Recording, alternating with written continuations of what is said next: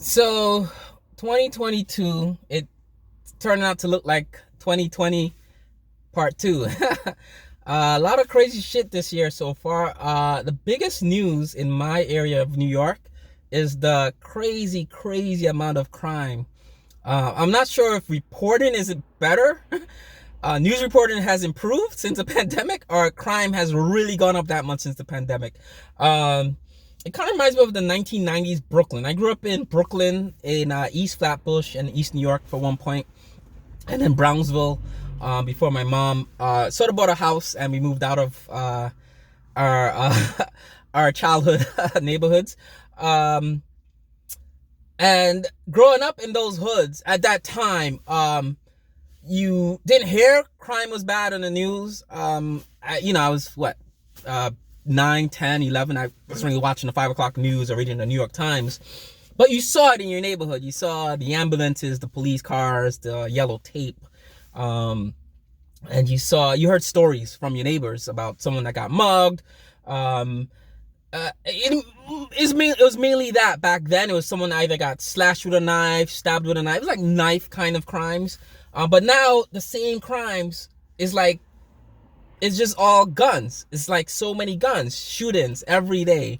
To the point where, I don't know if I did a video on this, but where my daughter goes to school in Manhattan, now we might have to rethink the whole thing with commuting to Manhattan. We were driving into Manhattan from the suburbs, hoping that would be a way around the crime. But apparently now carjackings have gone up. I've never really heard about carjackings in the New York area.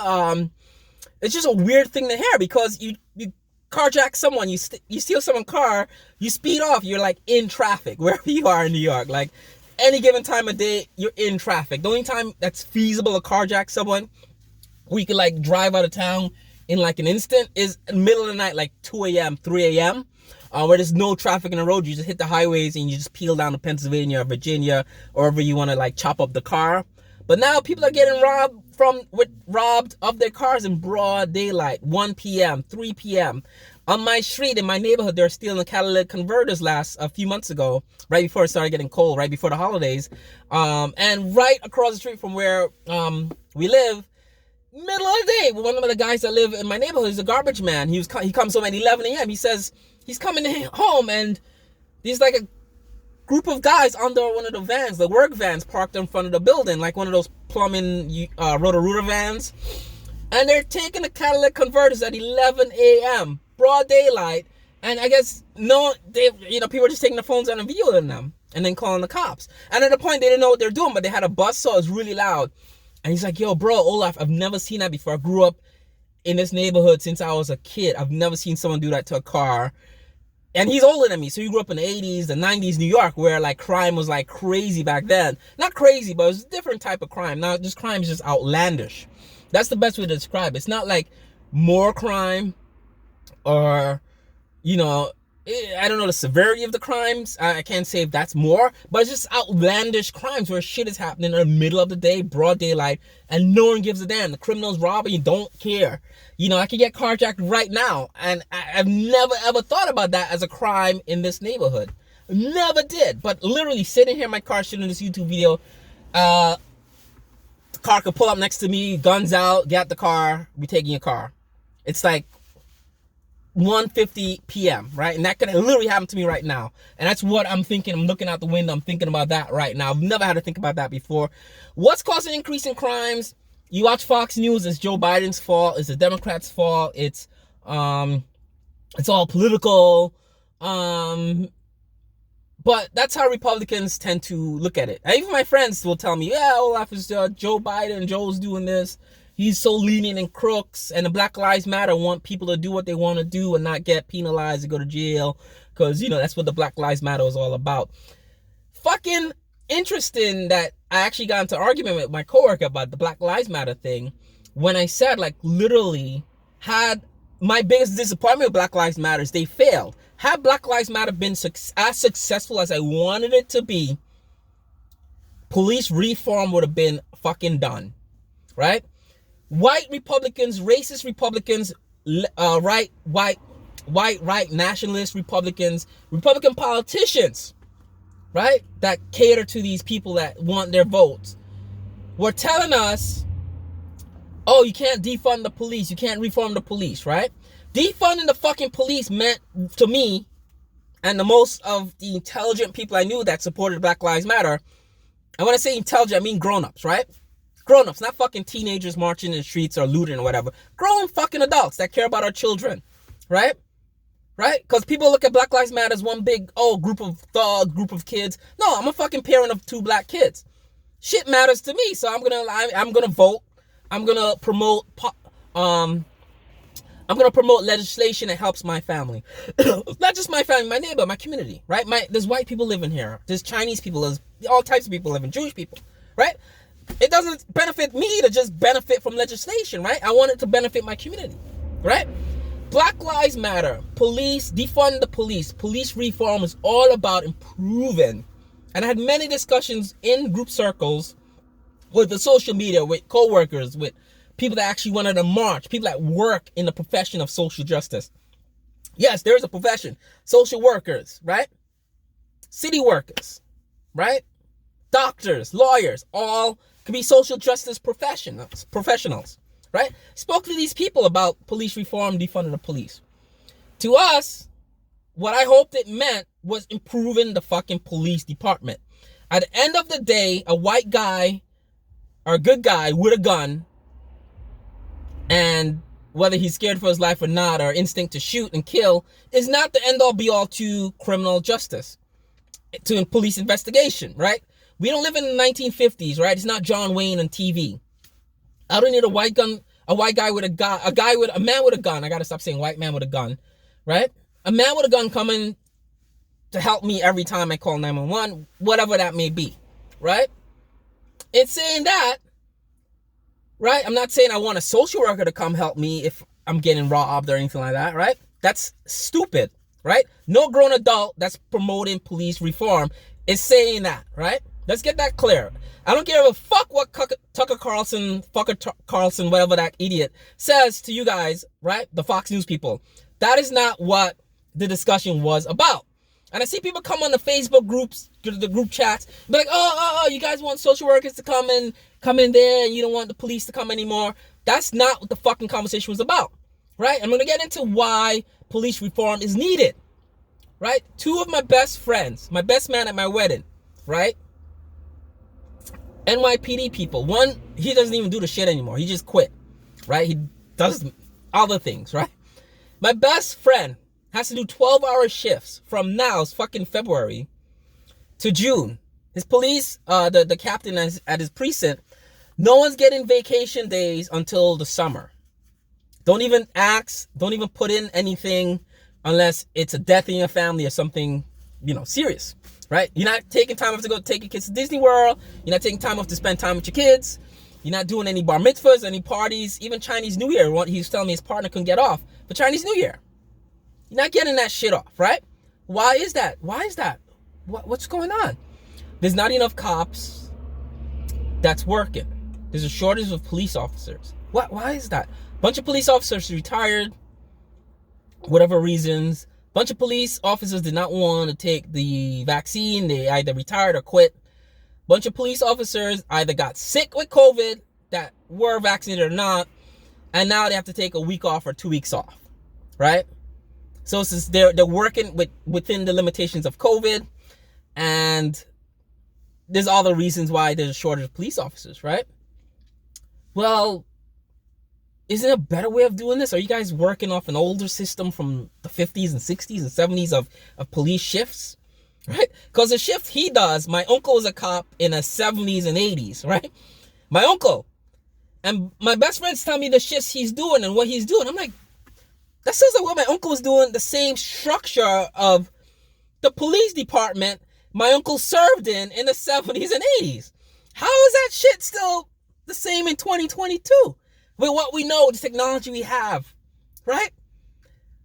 Right? Am I walking into a police precinct in New York City and I feel like I'm in the 50s and 60s, right? Is there Nixon pictures on the wall? Like, what's going on here, right? Police reform is needed for that reason alone. There shouldn't be a shortage of cops, right? At my office, right? We have paralegal teams. We have legal teams, right? A lot of people are out sick. A lot of people aren't working in office, right? We have a structure in place from human resources to the CEO to the CFO, where if there's shortage in departments, whatever, it's manageable, right? We can't tell people you have 12-hour shifts until fucking summer, until 6 months from now, right?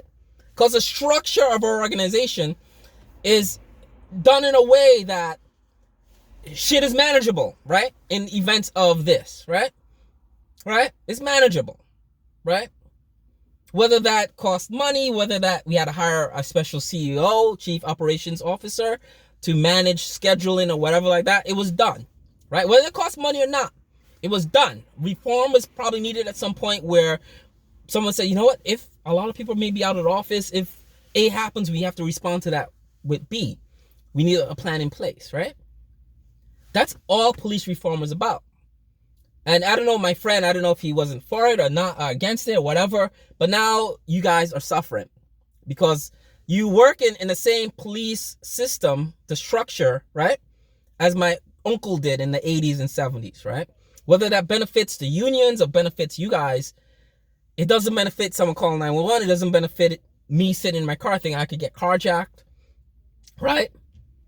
And that's just part A of it. There's a whole B part with the way we treat criminals, the way we decriminalize certain things, right?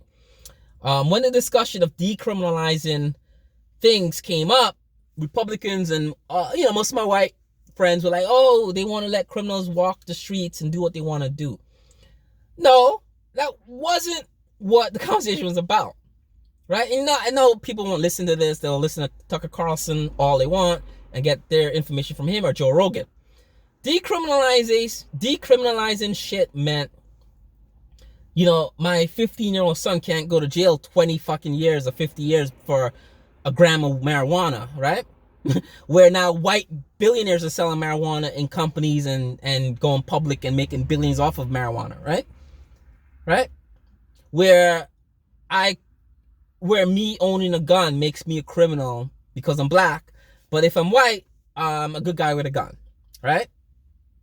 I could go through a lot of cases where black men had guns in them, rightfully so, legally owned guns, and a police officer saw that or felt scared for themselves and just started blasting away, right?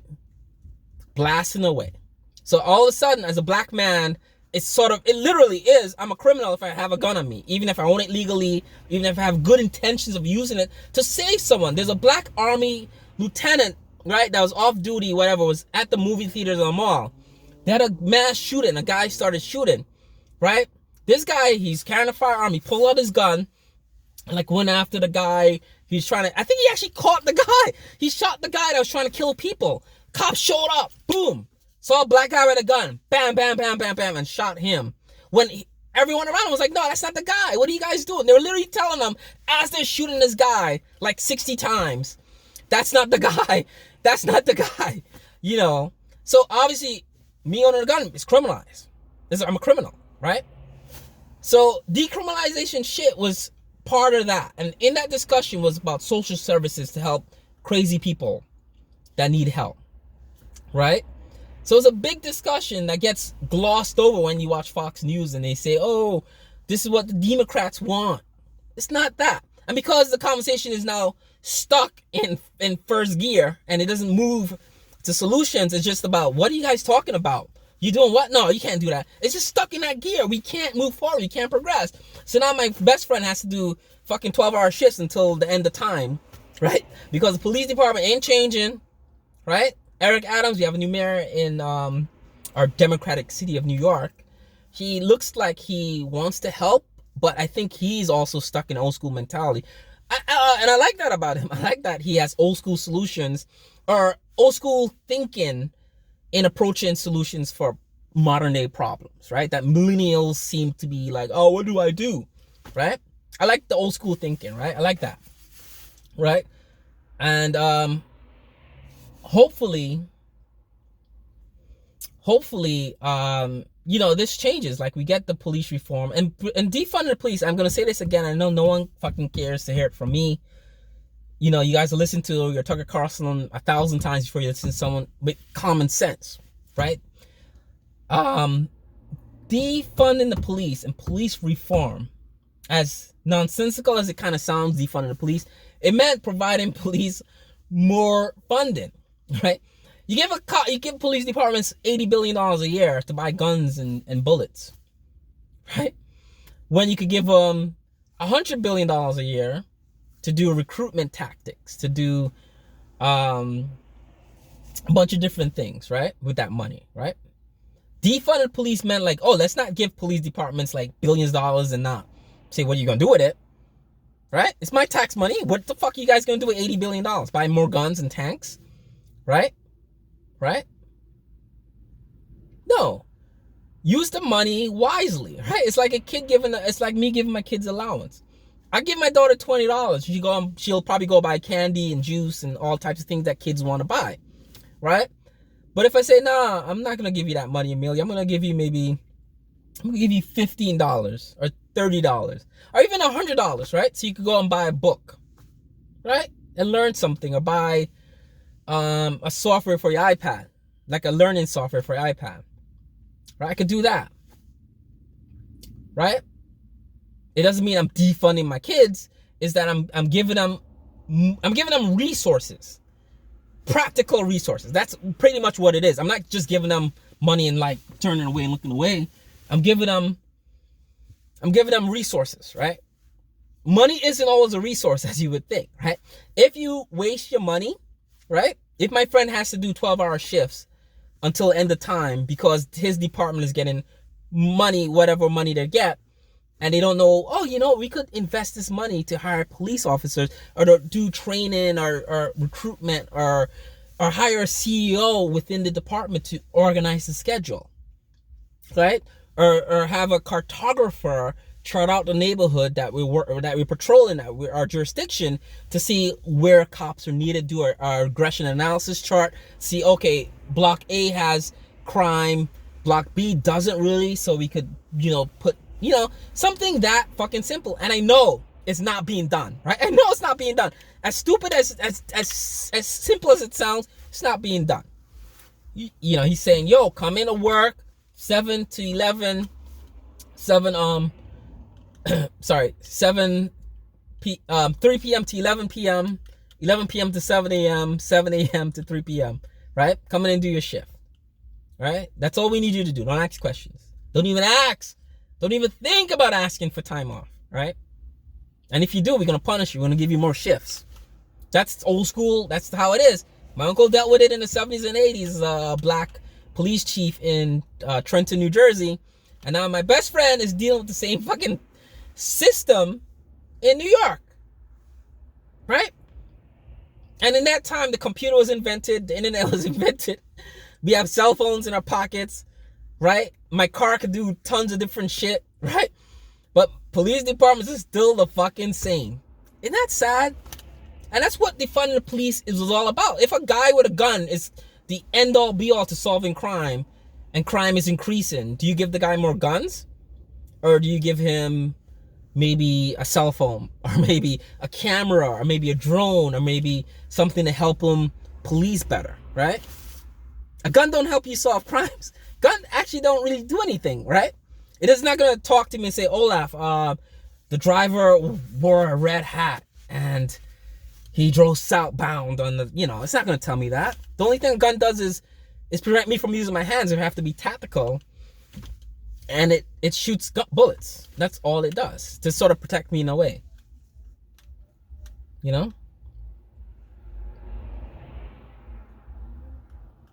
Alright guys, that's all. That's my rant for today. I'll probably do a part 2 of this.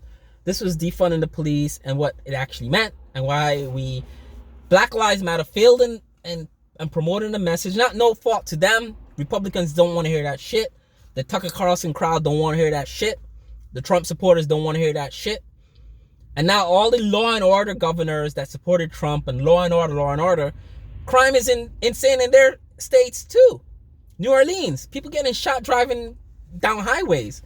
Texas, this black accountant, 25 years old, found in his trunk of his car a month after he disappeared with no police work done. No police work done, right? My daughter and her police kit could have solved the crime a month ago. But a month now, they found him in the trunk of his car in some tow pound lot, right? And he's been missing for a month. And this is Texas, Houston, Texas, right? Republican enclave. Law and order, Texas. Law and order. We send men with guns, big guns, bigger guns, right? But we can't solve simple crime, right? We don't solve crimes. You just send people in guns, right? Crimes, solving crimes. What the hell is that?